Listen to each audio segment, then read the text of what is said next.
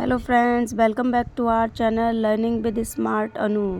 Today topic is human body internal organs. Brain means mastisk, BRAIN. Heart means dil, HEART. Lungs means फेफड़े, LUNGS. Kidney means गुर्दा, KIDNEY. Liver means जिगर या यकृत, LIVER. Stomach means पेट, STOMACH.